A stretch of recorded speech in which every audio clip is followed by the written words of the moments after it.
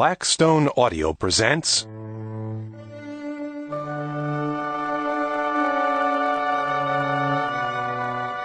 The Art of Being by Erich Fromm.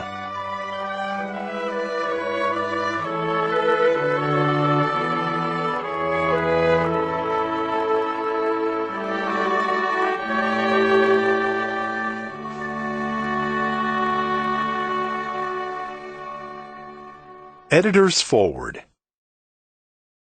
Between 1974 and 1976, while working on the book To Have or To Be at his home in Locarno, Switzerland, the aged Erich Fromm wrote far more manuscript and chapters than were actually used in the book, which was published in 1976. Some of these chapters are contained in the present volume. They deal entirely with the steps toward being that the individual can take in order to learn the art of being.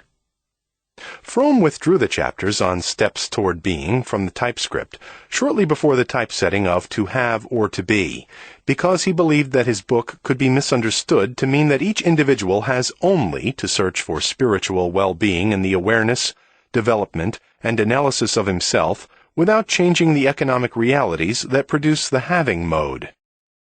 The roots of the mass phenomenon of orientation toward having, which are typical of a luxuriant society that has everything, were to be sought for in the economic, political, and social realities of modern industrial society, especially in its organization of labor and in its modes of production.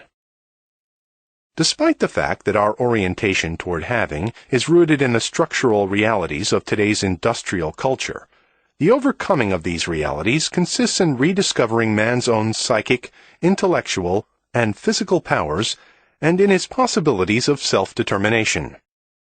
For this reason, these steps toward being are now being published. They are intended to be a guide to productive self-awareness.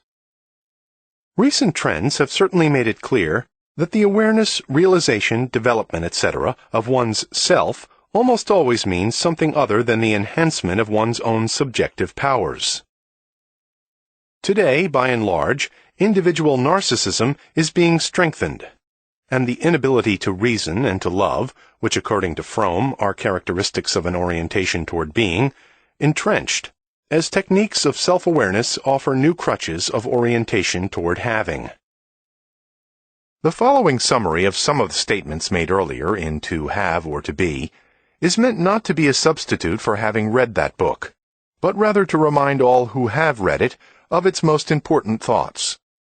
Erich Fromm understood the alternatives, having or being, to be two fundamental modes of existence, or two different kinds of orientation towards self and the world, two different types of character structure whose respective dominance determines the totality of how a person thinks, feels, and acts.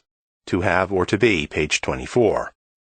If one investigates all the possible ways in which a person can orient his life, then one comes to this conclusion. In the end, a person orients his life either toward having or toward being. What does it mean when someone ultimately orients his or her life toward having? Whoever orients his or her life toward having determines oneself, one's existence, one's meaning of life, and one's way of life according to what one has, what that person can have, and what one can have more of. Now, there is almost nothing